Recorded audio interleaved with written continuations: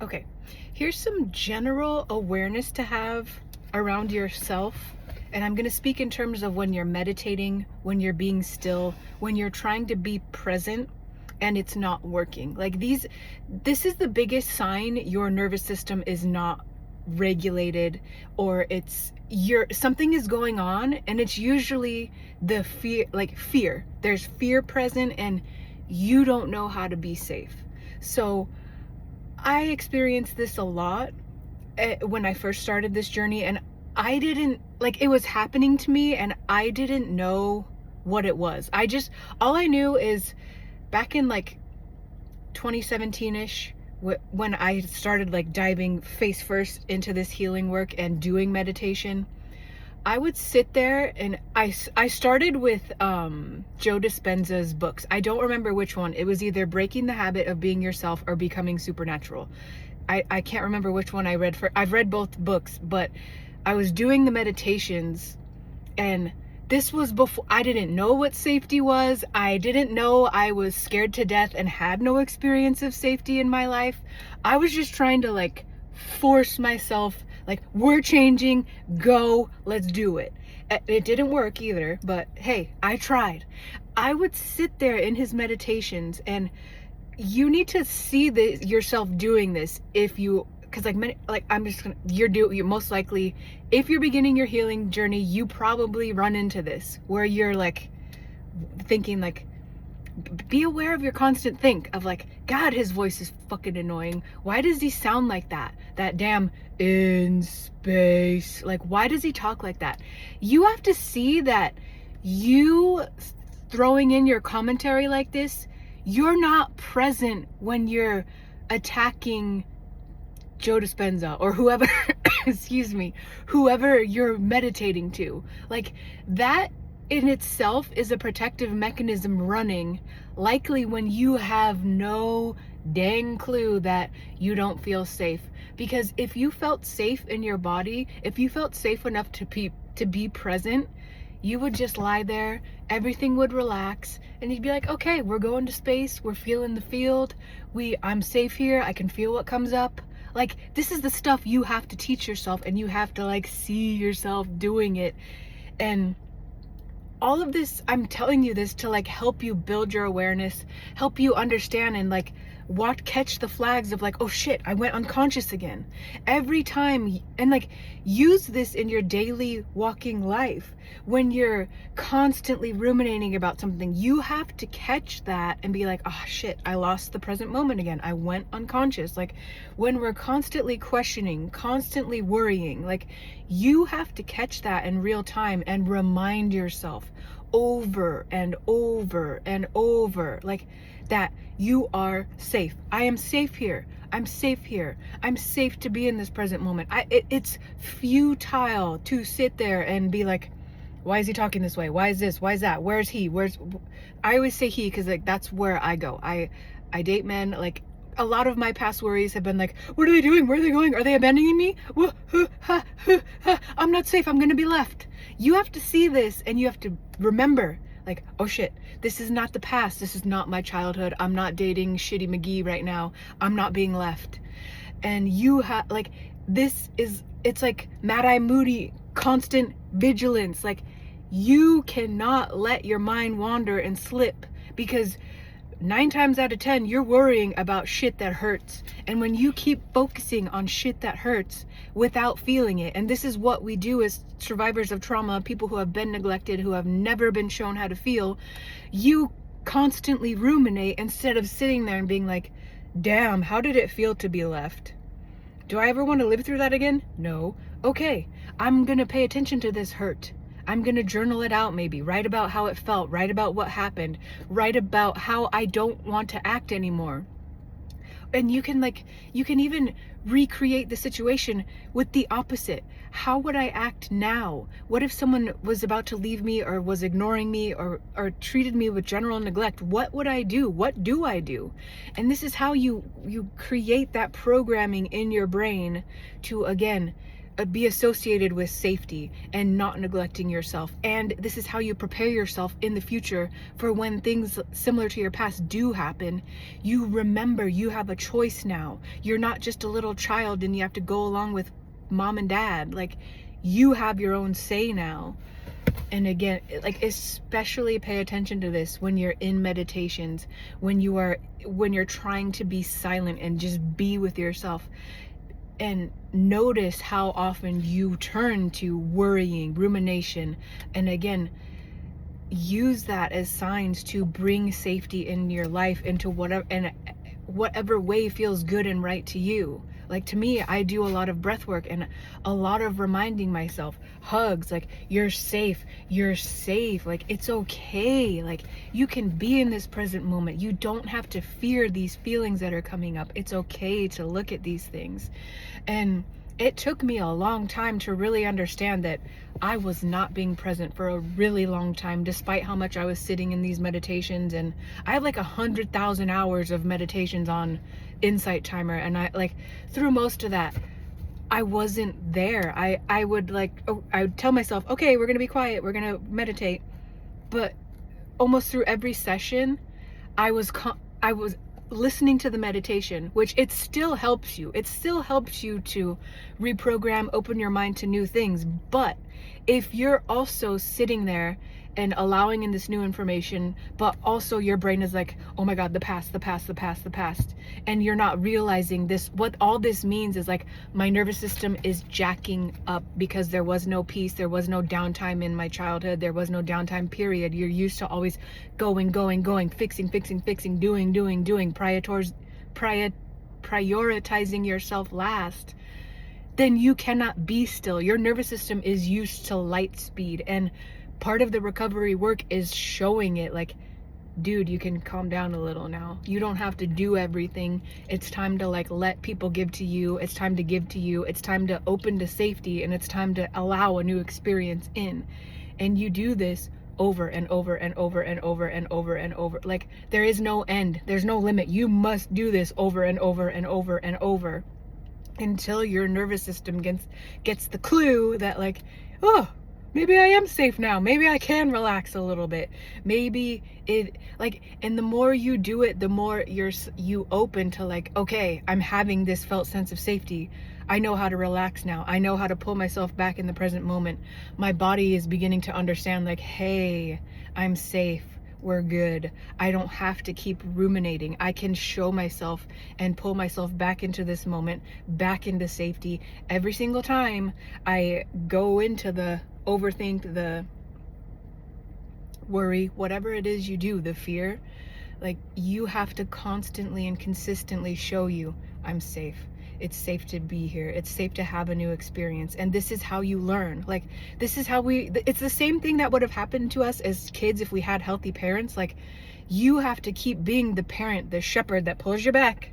We're safe in the present. We're safe in the present. It's okay to be here. It's also okay that you're having all this overthink, all this worry. Like, this is how you coped for many years. Like, it makes sense that that not being in the present and being scared and being ruminating, it makes sense that this is your normal. But we're trying to create something different. We're trying to create a non-traumatizing life.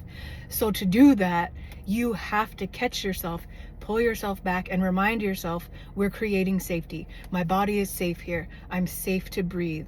I'm safe to slow down. And when you keep repeating this, this becomes your new normal. Instead of the worry and the overthink and the, holy shit, I gotta people please. I can't be here. I can't be me. I can't do me. I can't slow down. I can't. I must get. You have to reprogram that. And this is how you do it. You begin catching yourself and showing yourself, Haley, we're safe here. You can calm your tits, man. Like, it's okay to slow down and calm down and be still. And you've just got to sit with that and do it, like, over and over and over. Like, it doesn't change. I've been doing this for 10 years, and yeah, you get better and you get faster at pulling yourself out, but you still have to do this. Like, I don't think this work ever ends. I don't think it does. I don't know. For me, it has not ended. Like every single time you get triggered, you get pulled into worry, you get pulled into the things you don't want to create anymore, you have to guide yourself back to where you want to go. And every time you do that, it gets easier, it gets faster, and things move quicker. Like you can't keep living in the worry and the fear and the overthink. And many of us do this just because it's a habit. We've done it forever. We don't know another way. And again, your nervous system is like coded for the worry, the fear, the oh my god, I'm going to be abused, I'm going to be abandoned, I'm going to be neglected, I'm going to be ba ba ba ba. And your healing is going to revolve around showing that nervous system, that inner child, all the parts of you that got neglected, showing it and reminding it, or you, whatever, that you're safe now. You have to become that safe parent. You have to create and raise the healthy child within you. Nobody else can do this work for you. No one. It has to be a job you undertake, and you have to be all in. You can't be half-assed in, because if you're not all the way in on this, you will make no progress. And I didn't understand this. I would just kind of like when I first started this like 10 years ago, I was like, oh sure, I'll work the best I can. I did the best I could, given my growing up, my shitty stuff I had to deal with, and piecing all this crap together by myself. It takes time, unless you have someone like me who lays everything out. Is like, okay, do this. Like, and this is how I teach inside of Unlocking Life After Trauma and Codependency. To get to the point where you can catch yourself, you have to know how to deal with your feelings, so you stop reacting to them. When you can take the time to like name how you feel, validate it, give to you the attention you need, the love you need, the support you need, you learn to receive that now. And instead of neglecting and always reacting to all your feelings and having them feel so big, they only feel so big because you don't know how to healthily deal with them. And once you have that down and you know how to soothe yourself, which is speaking to yourself in kind words, remembering that you're safe now, that you're out of the trauma zone, you're not back in the war zone, you're back here in the present moment where you are able to heal. But it's going to require you to show up for you, to make sure you're committed to yourself and creating a safe environment for you where you're not neglecting you, where you're paying attention when you abandon yourself. And this is a piece too, because when you're in your meditations or when you're trying to create a peaceful moment for yourself, if you always live in the worry and the fear and the constant rumination, this too is an act of abandoning yourself. Because when you choose, and this, you have to take responsibility for the fact that you have always chosen to worry and fear and just always predict the worst. Like, again, this is part of coping mechanism, because we had no help, we had no support with this, so we don't know there's another side of the coin where it's us choosing us, reminding us you're safe to feel all this stuff. You don't have to turn to the rumination and the worry. If you would just sit here, open your heart up, breathe a little bit, let the feelings come up, let them move out. Like, there's a different way for all this stuff to move out of you instead of staying hidden, pushed down. And you don't process anything if all you're doing is overthinking, worrying, living in survival. Like, this is how you stay stuck. If you don't ever stop the cycles of rumination of worry, fear, and you don't show yourself another way, you can't escape this. And you'll beat your own ass being like, why doesn't anything ever get better? Why don't I feel better? Why? You don't see at the same time you're completely neglecting and abandoning yourself by living in worry, living in fear, living in the same cycles that your family showed you. And our dysfunctional family and homes don't teach us how to deal with these emotions within us, and that's why they feel so big. That's why it feels so damn scary, because in reality, many of us walking this path, we're alone. We have to do this alone. Like, nobody helps us. Our family's not there. They're all in dysfunction trauma land, and we're trying to break free. And it's hard. Like, it's hard to break these cycles and teach yourself something different when you are so used to neglect, abandonment, fear, and just all around just crappy feeling, being depressed all the time. Like, only you can break those cycles, and you have to see, like, you are this way because of how you were raised, how you were neglected, how no one paid attention to your emotional world, and you have to start doing that work. And once you do it, things start shifting. You start realizing, a lot of people around me are wrong.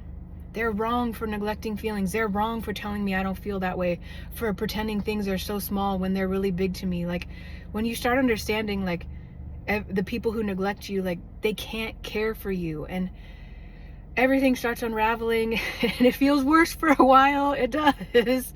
It feels bad. It feels bad to awaken and realize this stuff, that the people who are supposed to care for you didn't, and you are so adrift and lost. You don't have to be adrift and lost anymore. The second you decide, like, everything that has happened to you happened. It's real. It's real. Those feelings are real, and you're not wrong for having them. You're allowed to have them. And you start understanding, like, oh, my nervous system is jacked all to hell. It makes sense.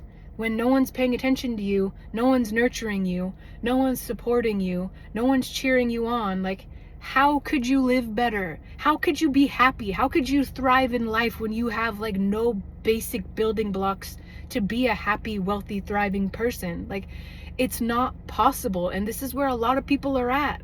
And this is why I do the work I do. Because, like, there's nothing wrong with you. You're just missing a couple foundational tools and systems to help you feel and deal with life, deal with what's happened to you, and know that, like, yes, it has been tragic. It's a fucking disaster what has happened to a lot of us in our own homes, where we're supposed to be safe and nurtured and poured into. When you don't have that, that is disastrous to your health, your wealth, your ability to live well and to recuperate and to heal all this. You have to learn to be there for you. You have to stop abandoning yourself. You have to catch yourself when you're in old cycles of the past, and you have to teach yourself that it's safe to feel. I'm safe to be safe. I can allow safety in. I can be in this present moment. I can learn a different way. And this is half the battle, because most of healing is you fighting you. It's past you fighting the you that wants to be better. And that's part, like, nervous system training, your beliefs, and what you're used to. And so many of us are used to crap, like absolute crap. And when you start seeing this, only then you can decide, no more crap. No more crap. I'm going to treat me well. I'm going to start honoring myself, my needs, my wants. And when people come across me that can't meet me, deuces. Like, you cannot keep entertaining people that show you they have no interest in you and no care, can't nurture you, do not support you. Like, those people gotta go. Like, and you'll get there. You will eventually get there. You will, if you continue this work of making sure you're interested in how you feel, making sure you know how to name your feelings, how to soothe and be there for you in these emotional storms that feel big. They only, remember, your feelings only feel huge because they've been neglected for so long and you have never attended to them. The more you remember, like, hey, this just feels big because also, like, it's when you had a lot of these feelings and a lot of these experiences, you were a very small child, and of course they feel big. Like, that feeling of them, the bigness, doesn't go away now that you're a big adult. Like, your body is is like frozen in the ages of when the traumatic things happen to you, and they just feel bigger and bigger and bigger because it's undealt with, and that just repeats. Like, the process of neglecting yourself keeps showing you, my feelings are too big, nothing matters, I can't do anything right. Like, that snowballs until you understand, like, this just feels huge because nobody taught me how to sit and be with these feelings. And if you dealt with someone always invalidating you, you're gonna have all these beliefs and this bigness around it that, like, this isn't right, I'm wrong, I can't trust what I feel.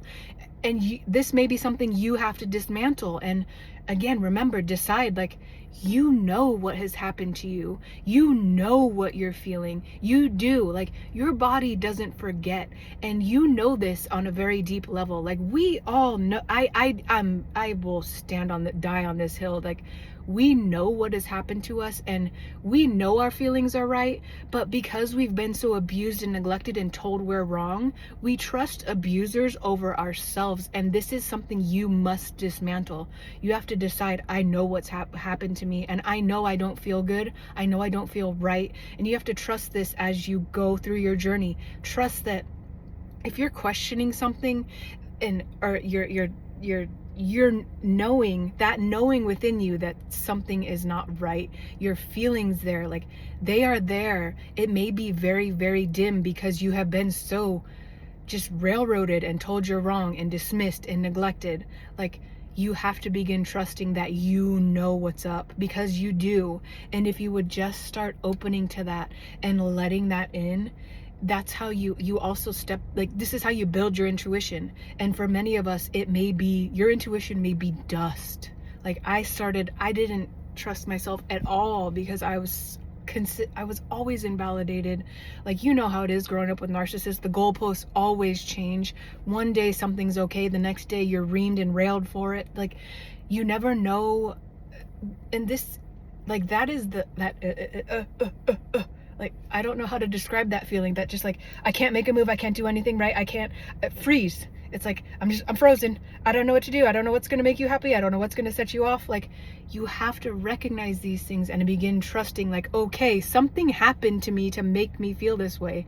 And it's a lot harder if you have coped via dissociation, which I have. Like, I don't remember a lot of things that have happened to me. I just know a general idea that it was not a good picture. There was a lot of violence. I remember the abuse. I can't so much remember specific like, I don't know. My childhood memories are very clouded and shit, and that doesn't matter. Just, even if you, like, you have to trust that sensation of something bad happened to me, and it was so bad that, like, my brain blocked it out. You have to listen to that, and you can glean what has happened to you if you observe your parents. Like, observe them in reality, and you, like, it'll click. You'll be like, holy shit, this is why I am the way I am. But that is a talk for another day. Yeah, I kind of lost my train of thought, but just observe yourself. You are your greatest project, your greatest experiment, and you will learn a lot about yourself if you just sit there and observe yourself throughout your day. Where does your mind go? What are you thinking about all day? And you have to look at this and decide, are these thoughts I'm having, is this moving me towards who I want to be? Do I even know who I want to be?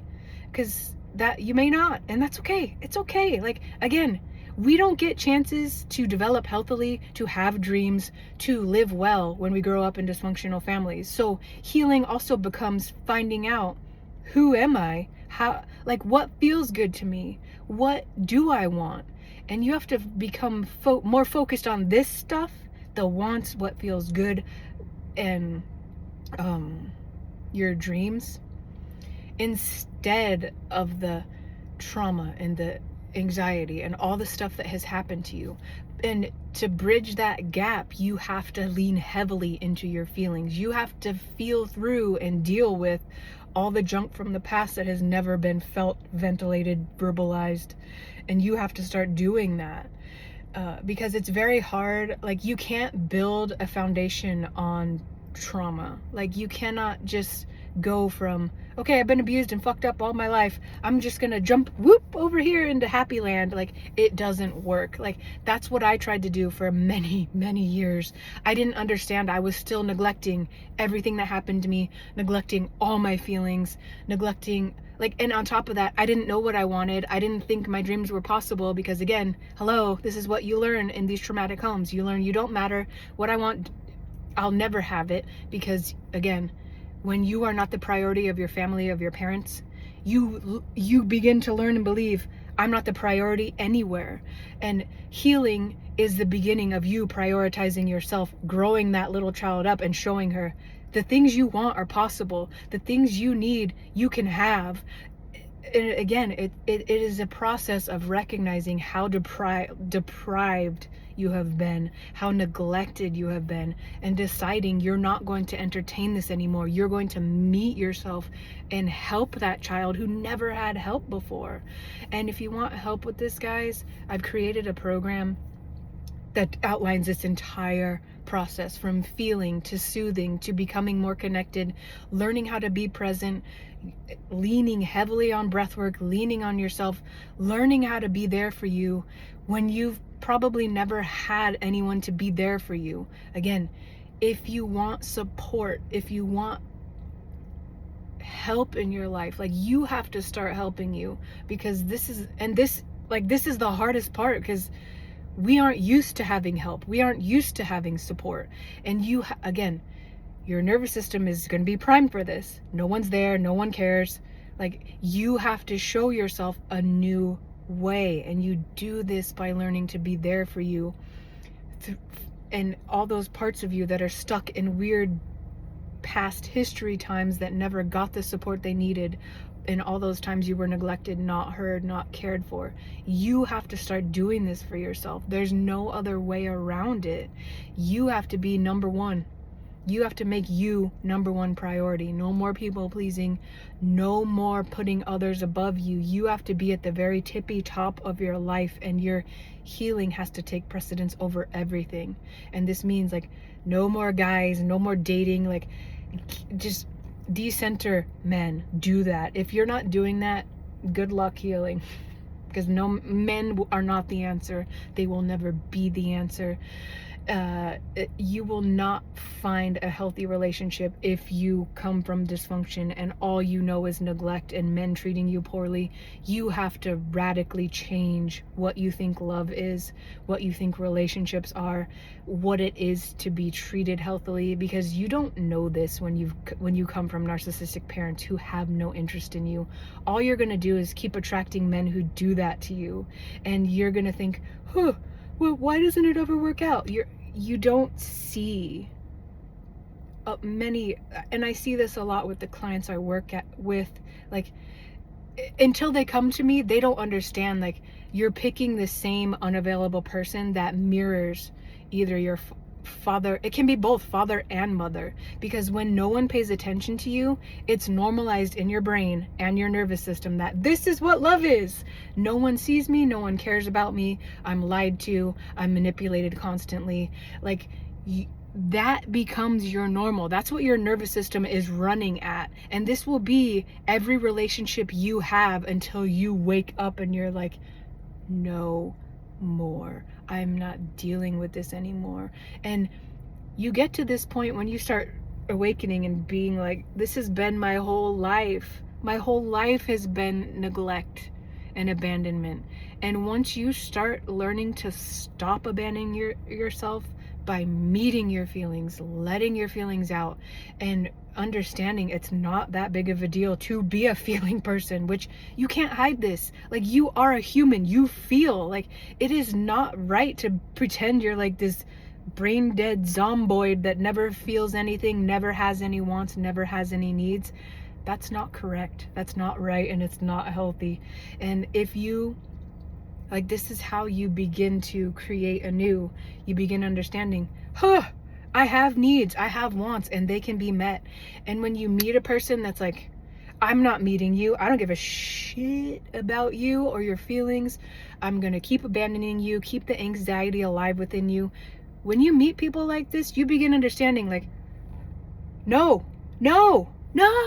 we're not doing this anymore. And in part, you use your past to be like, can this person ever meet me? Has a person like this ever been able to meet me? If I'm in turmoil all the time, that's your red flag sign to be like, peace, walk away, not today. Like, you have to stop abuse and neglect and trauma in its tracks. And you become better at doing this the more you pay attention to you, the more you know how you feel, the more you know what you want. And when you are in that knowing of, I deserve better, I deserved better. I am going to get better. Like, the stronger that decision, that just that knowing of you deserve more is going to help you propel forward and like say no to people who come along who remind you of your past. Be like, I've been there, I've done this, I got the t-shirt, I've got the abuse and the trauma for 40 fucking years, man. I don't want any more. No more, no more. Like, you have to get to your point of no more and decide, and you have to decide and know that what you want: to be treated well, to be treated kindly, to be seen, to be nourished, to be safe in your relationships, to be able to discuss things and not be shut down, neglected, stonewalled. Like, when you know what you want and you begin knowing it's possible, you say no to every manipulative, abusive mirror of your past. You say no to them, and that's how you stop the cycle. You have to work with yourself, though, understand you, and know what you want, and also know that better and what you want and your needs being met is possible. And this is all what you show yourself, what I teach you how to show yourself inside of Unlocking Life After Trauma and Codependency. All right, I know this was like a long-winded chat, but and the summary of it is, like, you will begin to understand yourself when you catch yourself in your moments of solitude, when you start noticing, where does my mind go when I'm trying to meditate? Am I truly in the meditation, or am I off somewhere in the past? Am I berating the meditation speaker? I don't know what you call that, like the meditation guide. Am I berating them? Am I judging them off how they're talking to me, instead of truly being here and allowing myself to be here with the words, allowing myself to let go, allowing myself to relax? You have to pay attention to what your body is doing as well as your mind in these meditations. Are you tensed up? Can you truly just go limp and relax? And you may not be able to, and that's okay. Remember, this work takes time. If you have never felt safe over 30 years of your life, it doesn't happen in like 2 seconds. It doesn't happen in one meditation. It happens over time as you continuously show yourself every second, every day. Whenever you need it, you have to show yourself and remind yourself, I'm safe to be here. I'm safe to take up space. I'm safe to fucking exist in this world. And over time, as you keep reminding yourself this and showing this and reminding your body, letting your shoulders relax, letting your jaw relax, like getting the tension out of you, the more you're going to be able to be present, the more you're going to be able to do breathwork meditations or any meditation period, and the more you're going to be able to be present in this moment versus lost in the past, lost in the rumination, lost in the neglect of you. Like, you have to constantly be shifting out of the past and into the present and into safety where you matter. You matter, but you have to teach yourself this when you come from a traumatic and narcissistic home. You have to be there for you in the ways that nobody else was. And once you start doing this, it changes your life. Link to my courses and working with me is up in my bio. Love you guys. Bye.